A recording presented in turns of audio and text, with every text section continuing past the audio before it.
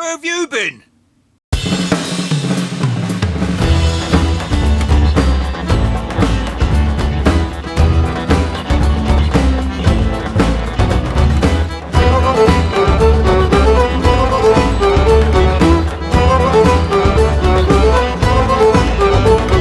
I've been waiting for you to show up. Well, I've got to say, it is so good to see you. For a minute there, I didn't actually know if I was going to see you again.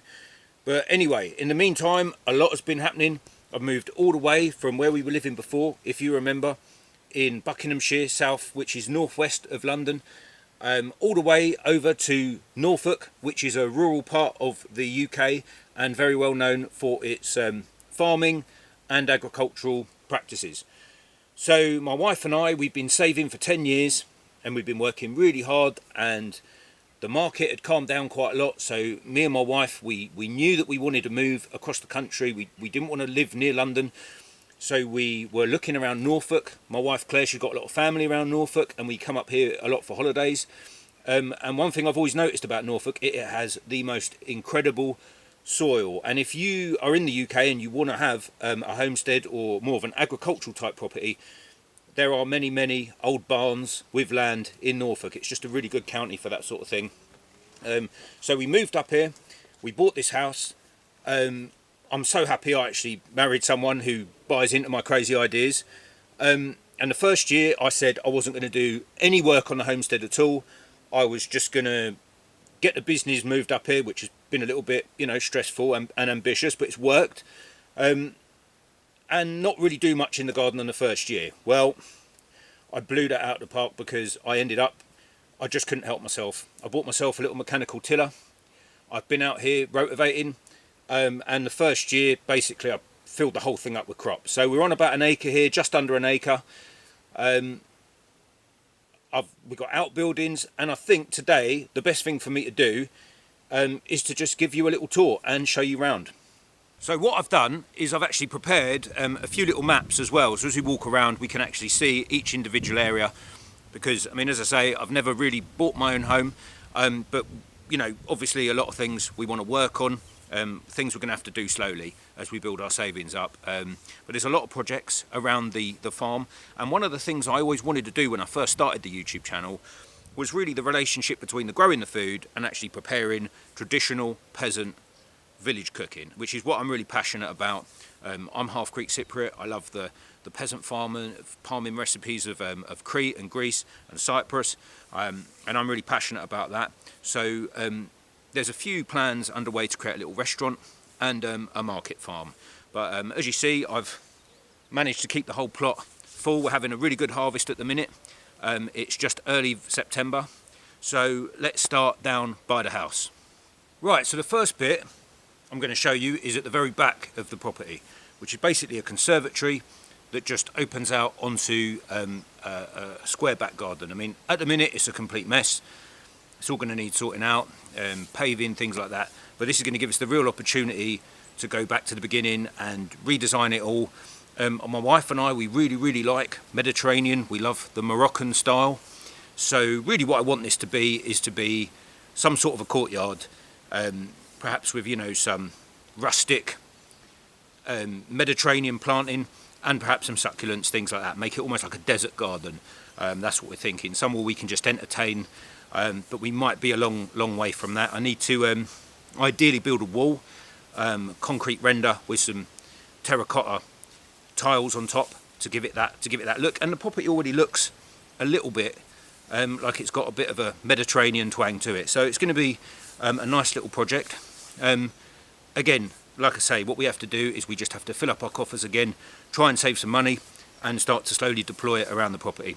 What I'm probably going to buy, I really want a tractor. And just so you know, those sunbeds, I don't sit on sunbeds. I never have to tie them anyway, unlike some people.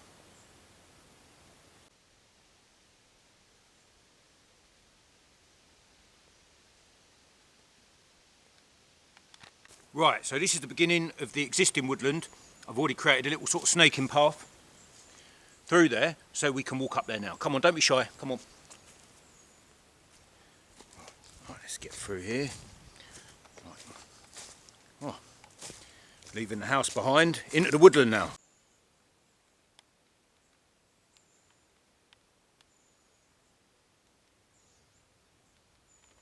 So at the minute what we've got here is the existing woodland, which is really a bit of a mismatch of different types of trees. A lot of them, we've got some goat willow, we've got some aspen, we've got some oak, ash. It's a real mix.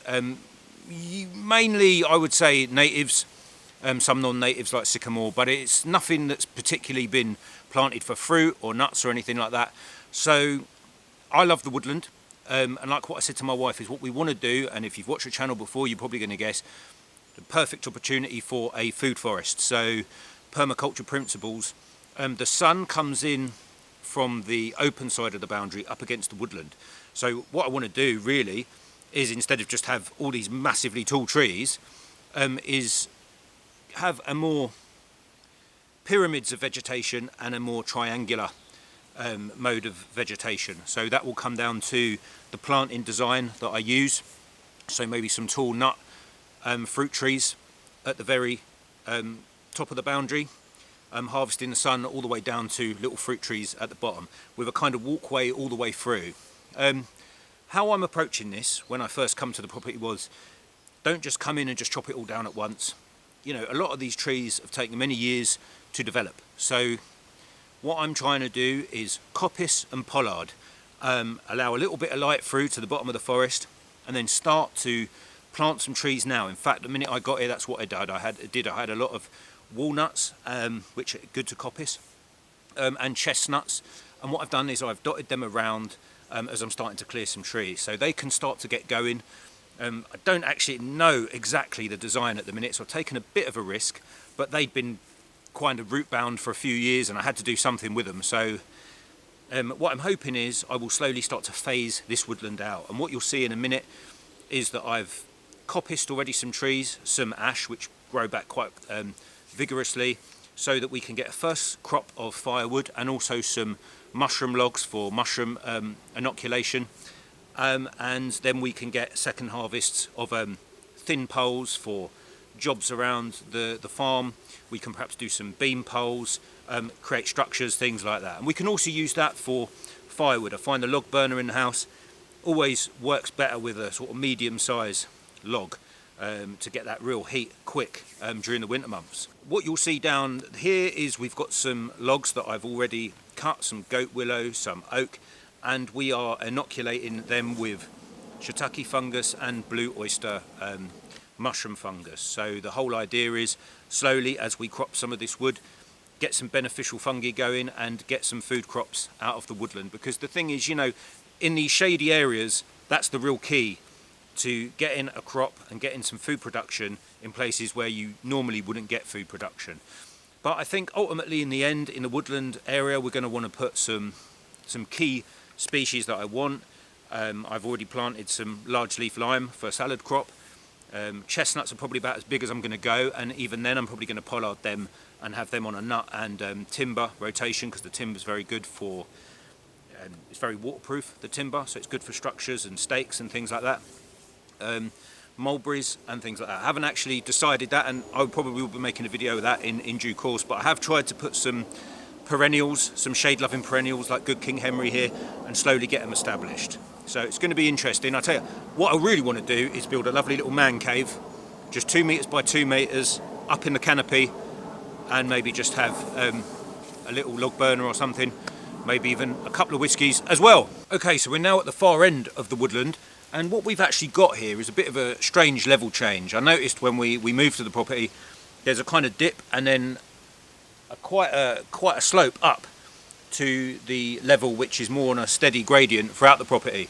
And what I'm going to do there is put some steps, and I actually at the end of the woodland want to create more of an Avery system, so eventually have some fruit trees in there to get the sun's height from the south, and to actually have a door at one end, you walk through, door at the other end, and that be more of a glamorised chicken coop, really, where I can work, create manure, produce some eggs, and maybe ducks at the other end.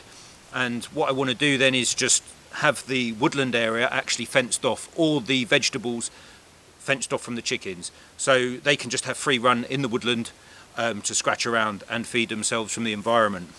But really love this part actually, and I'm really thinking maybe a raised deck and somewhere I can just sit back, relax, and enjoy the woods at night. Oh. Right, we're out of woodland now, and we're going to go across some of the smaller plots that I've got just down there. And we're going to go over to the polytunnel area where the existing frame was, and I've clad it out. I've put some new plastic on it. I'll show you.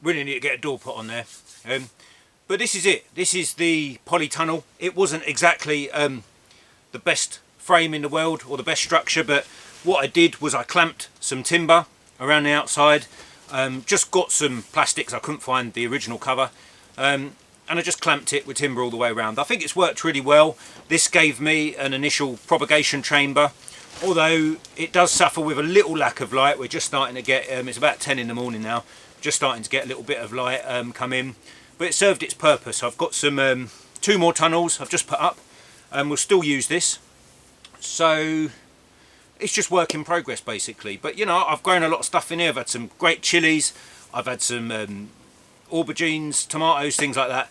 So yeah, eventually I don't know if I'm going to have a tunnel here, but it gave me a real good start. I mean, the whole area has basically turned into a bit of a propagation area, which may move next year, but we'll see. I've got this sort of stacking system here which I use, which is really useful.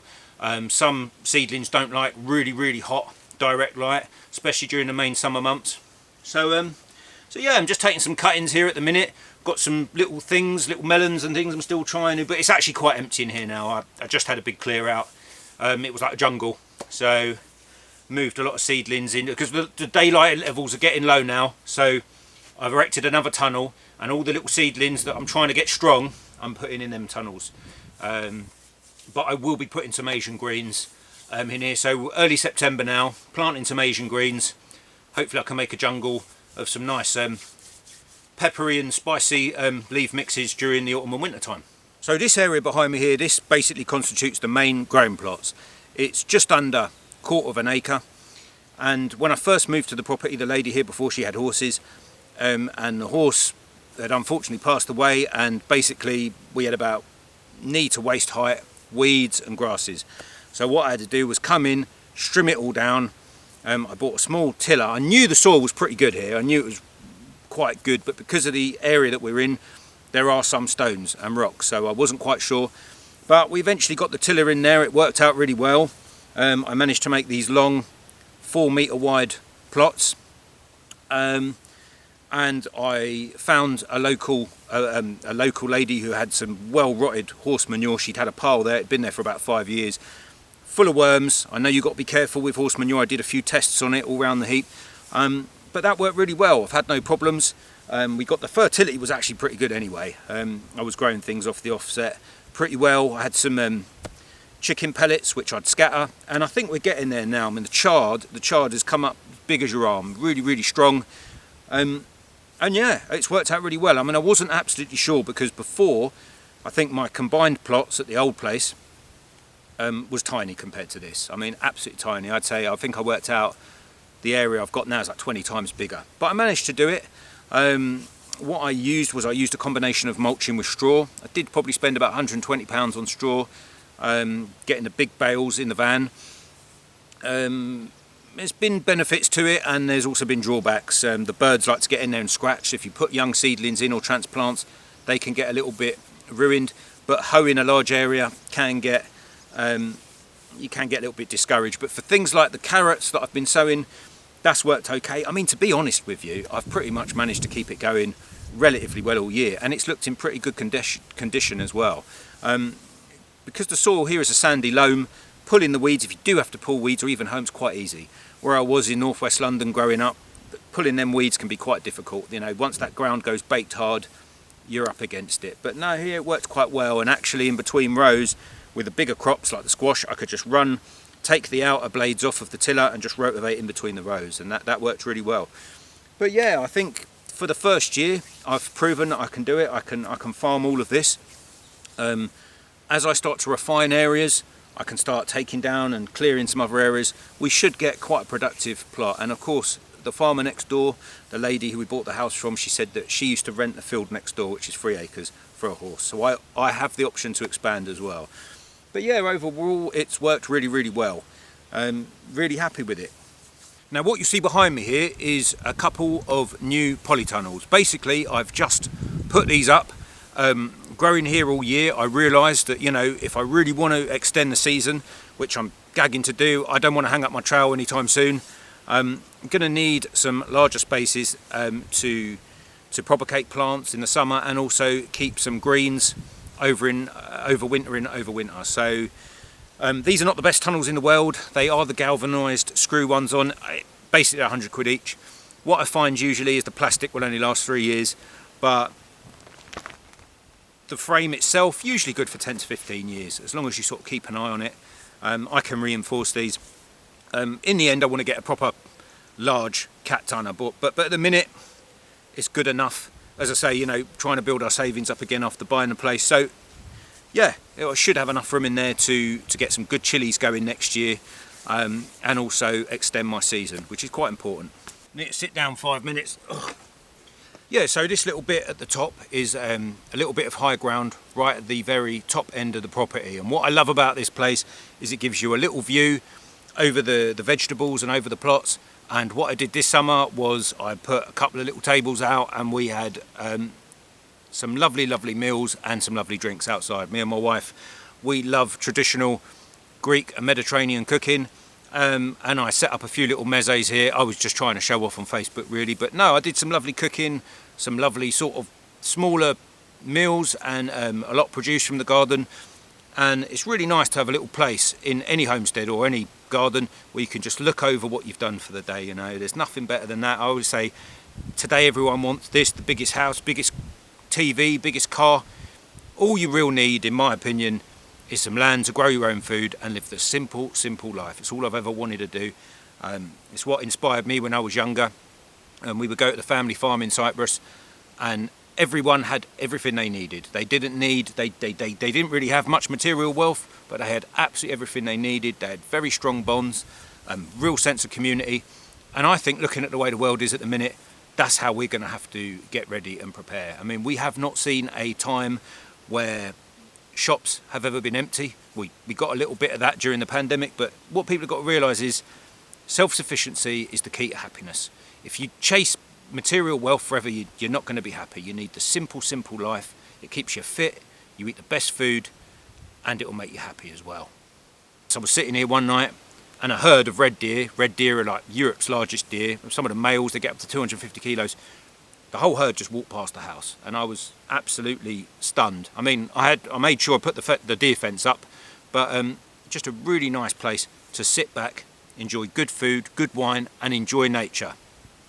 Okay, so the little bit behind me here is just a little bit on the edge of the property that I just could not cultivate, because we got a lot of blackthorn here, which is quite a robust shrub, and it's not got much values. You can get sloe berries off them, but they're quite bitter, and you can make slowberry gin.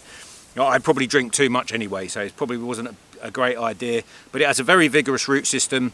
And what I've done is I've cut off a lot of the vegetation and just left a stump, because what I'm going to eventually do, hopefully I'll get to do it in the autumn, I'll get an excavator machine in here and I will dig around them. I will use them stumps to rip out the root system, and I think I'm going to lose that tree in the corner as well.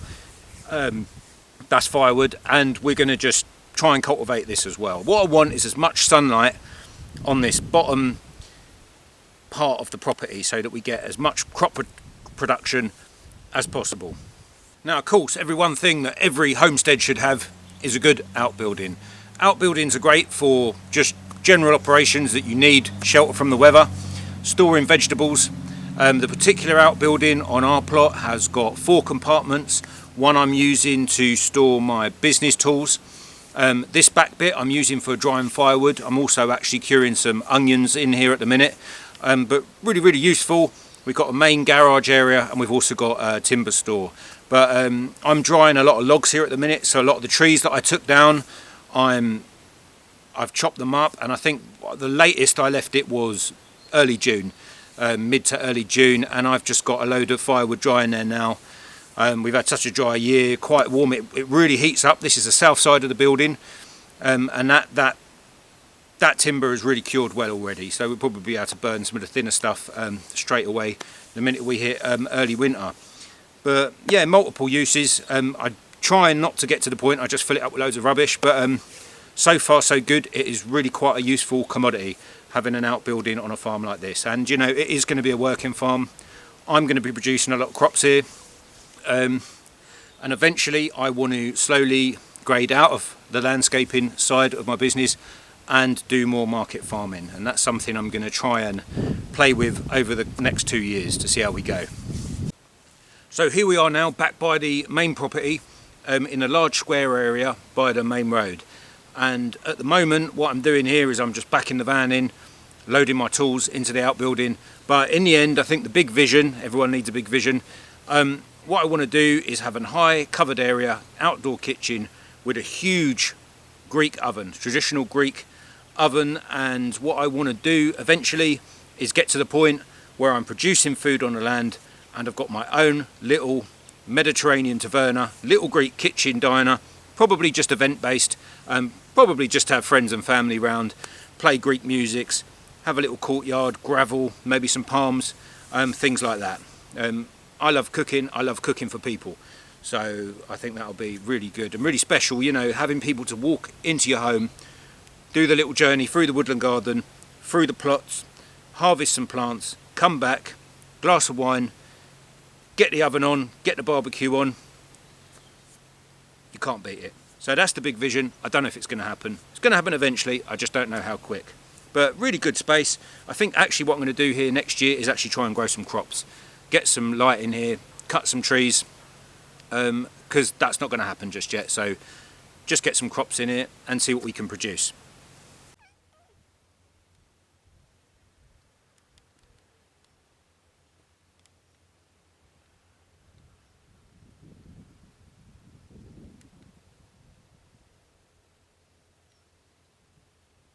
So there you have it, guys. That's the homestead tour of the new place where I'm living. I really wanted to do a video. I know it's been nearly 4 years. I just want to take the opportunity to say a very heartfelt thank you to everybody who has been messaging me. And there's been a lot of messages. You know, when I first started doing a few little videos on YouTube, you know, I really loved where I lived. And I think one of the clouds that came over my life was, I will never be able to buy a property like this. You know, no matter how hard I work, no matter how much I save, it's just not going to happen. You know, house prices are just too high. I've had no help, so you kind of just got to grind. But you know, it's funny, as you get into life and you get into your career, you start to think, actually, you know, I could make this happen. And I'll be honest with you, for the last sort of 8 years of my life, I've really gone through this transition where I've been trying to think, you know, how can I do better? How can I make more? How can I progress myself? And I look back now and I think, thank God that happened. Thank God I got the opportunity to rent that beautiful place where we used to live, because it showed me what was possible. And I've got to be honest with you, I could not make videos in them latter years because the rate of saving was far beyond what I even thought was possible. I was working so hard. I had a second business and I was just going for it. My wife as well. And, you know, all of a sudden you wake up one day and you've done it. You know, you got where you wanted to be. You know, you set this just unbelievable task that will just never be achieved, and we did it. So, you know, 43 now, I'll tell you what, I'm living my best life. I'm absolutely living every second of it. I've still got a few challenges. I've still got to get my earnings up here because I basically had to move an aerial-based business up here. Had to reduce my rates, but I tell you what, we've done it. And you know, all I want to do now, I said my next goal in life is to try and get myself a situation where we are completely self-sufficient and we're producing from the land. I'm going to start a small tree nursery for permaculture and self-sufficient plants, shrubs and crops for our climate. I'm also going to try and produce food and farm products, as well as still doing landscaping. So I want to diversify. I want to enjoy myself as much as possible, but just really just want to say a big thank you, because I never knew when I first started making videos people would, you know, message me and say, come on Paulo, it's been 3 years, when you come back. So from all over the world. So, you know, only a little channel. I've only thrown up a few videos, of some of which I looked at and I thought, blimmin' heck, Paul, you know, you can do a lot better than that. But I guess that's it, isn't it? It's all a bit of fun. Looking forward, I of course want to do more videos. I don't know how much I'm going to be able to do. If I'm honest with you, I had a good few videos from before that I actually never got round to editing. So I don't want to tie myself in too much, but I'm not going away. This is just the beginning. I am coming back. I'm coming back properly. That's the plan. Got a great plot here now, so there's lots of opportunities. I've got to admit, since I want to go down the route of becoming a market farmer, I've been growing vegetables since I was 9, but my learning curve has been like this year. So I've been learning a lot about interplanting and getting as much out of a small space. So really, I'm a rookie in that regard, and I'm going to have to spend a couple of years learning. But do you know what? That's what it's all about, isn't it? Having a go, not saying it's impossible, just going for it and see where you end up. So thank you so much for coming round today and taking your time to enjoy my homestead. It's a dream come true ever since I was a boy, and we used to go to the family village in Cyprus and see how people live there. Just that simple life. I just fell in love with it, and I would certainly promote that for anyone else. You don't need a lot in life, you just need to be physically active, creating great food, and enjoying nature. Oh, and just a thought, if you are enjoying the video and you do actually think, actually Paolo, I do really want you to make more videos, I really want you to sort yourself out and actually put more content up there, share this video. Get the URL, put it on Facebook. Anyone that you think will be interested in homesteading videos or growing your own food or self-sufficiency or just the peasant lifestyle in general, share the video as much as you can. That'll just give a good signal to me and the algorithm to give this whole thing a boost. So once again, thank you so much for your support, for your time, and I'll hopefully see you very soon. Get out there and get a homestead.